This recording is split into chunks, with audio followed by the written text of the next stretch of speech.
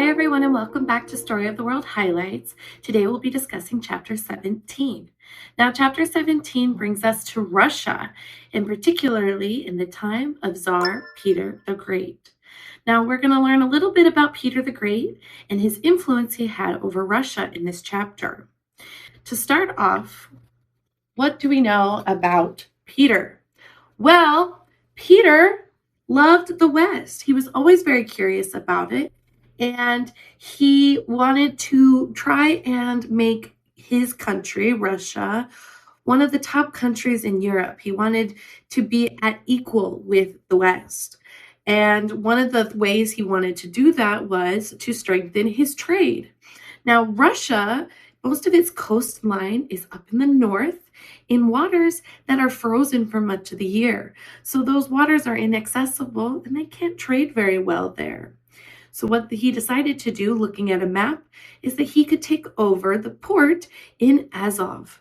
And in Azov, which was currently owned at that time by the Ottoman Turks, he figured it connects to the Baltic Sea, which connects to the Mediterranean, which runs all the way between Africa and Europe.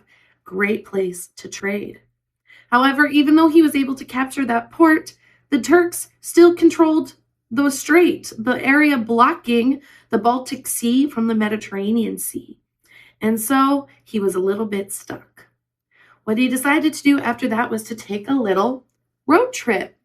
So in his little road trip, he started from Russia and went to go visit 3 particular countries along his path.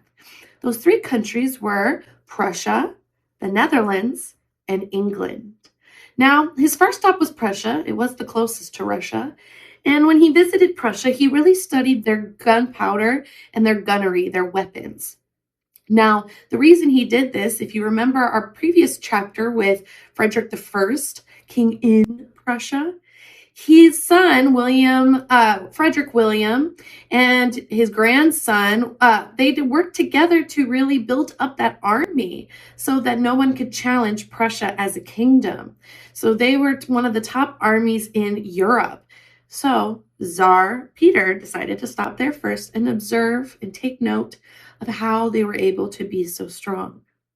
After his 1-week stay there, he moved on to the Netherlands, where he stayed for 4 months. He was really interested with everything in the Netherlands, particularly their trading company, the Dutch East India Trading Company, which was one of the strongest trading companies in the world at the time. He studied them and their ships. He studied their ports. He figured out how they did business and took lots of notes. After that, he moved over to England, and he stayed there also for 4 months.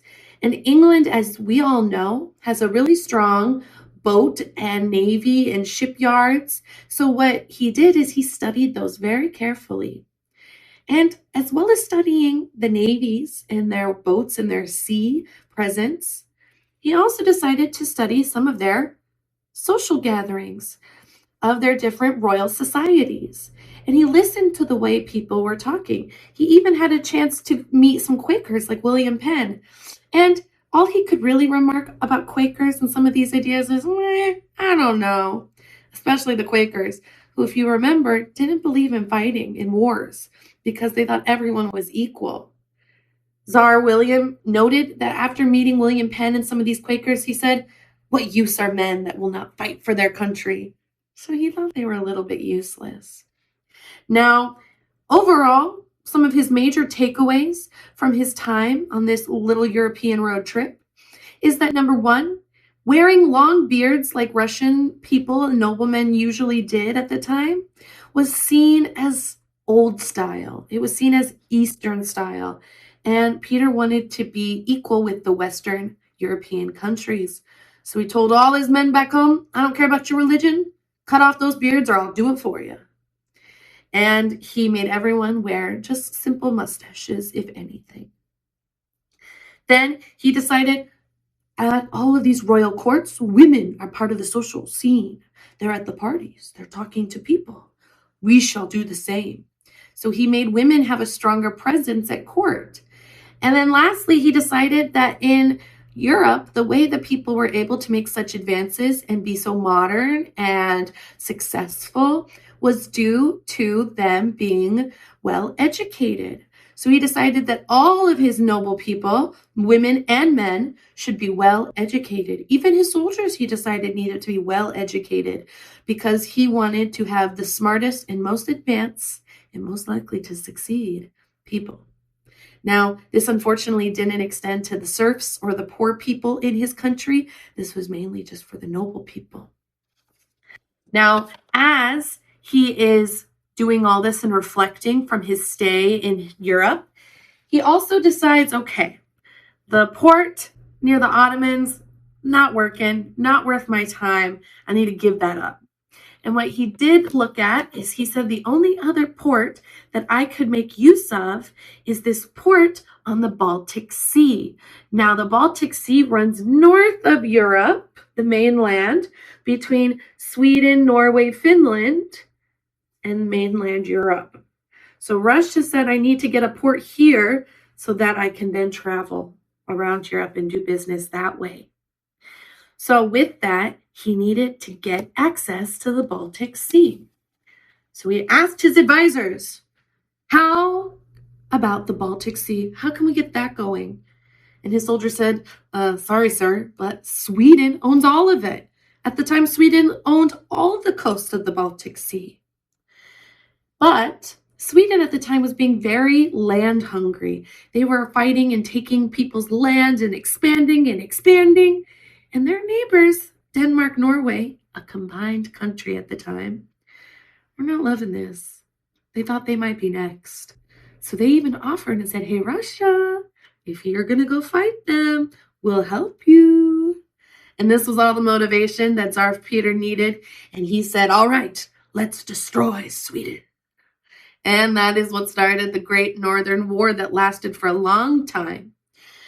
At the end of the war, to note, Sweden was winning at first. And while they were winning at first, they still were no match for the fierce and harsh Russian winters, which ended up being one of the key things that helped Russia win. And the other key thing being that Charles XII of Sweden died during a meaningless battle. And once he died, the rest of Sweden was like, let's just stop. And that's what they did. They gave up. They surrendered. And so, in conclusion, at that time during the Great Northern War, Russia was able to focus on building St. Petersburg and was able to focus on educating its noble people and bringing in some Western ideas and really making Russia seem as part of Europe. And Russia was even able to really make St. Petersburg a top #1 destination, making it its new capital city as well.